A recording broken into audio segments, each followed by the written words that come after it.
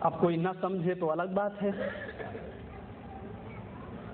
موٹی توند والے چیخ رہے ہیں قرآن سمجھنا تمہارے بس کی بات نہیں ہے.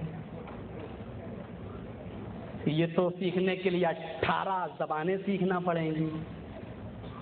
یہ تو علماء کے سمجھنے کے لیے آیا ہے. ٹھیک ہے تم کہو مائیکل جیکسن جیسا آدمی قرآن پڑھا تو اسلام لایا.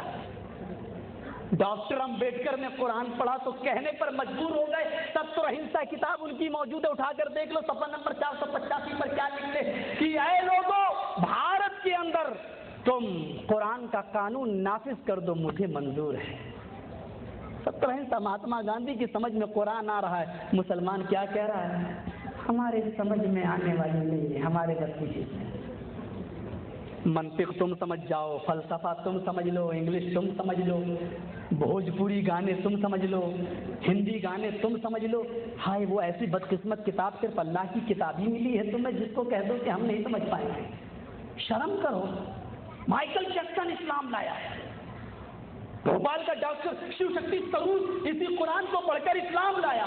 غیر مسلم قرآن پڑھ کر اسلام لا رہا ہے. مسلمان کہہ رہا ہمارے لیے نہیں ہے. امریکہ نے قرآن پڑھا, ہوائی جہاز کی ایجاد کر دی. امریکہ نے قرآن پڑھا, چاند پہ ہو آیا. امریکہ نے قرآن پڑھا, سائنٹیفک چیزیں اس نے بنائی. قرآن کو پڑھا اس نے, فرعون کی لاش کو اس نے ڈھونڈ لیا. 1899 تک فرعون کی لاش کا پتہ نہیں تھا. صحابہ ایمان لائے کہ اللہ نے کہا کہ ہاں ہم حفاظت کریں گے. 1899 تک فرعون کی لاش کا پتہ نہ تھا. لیکن کافروں نے, یہودیوں نے کہا دنیا کی ساری کتابیں جھوٹی ہو سکتی ہیں, قرآن جھوٹا نہیں ہو سکتا. ڈھونڈا.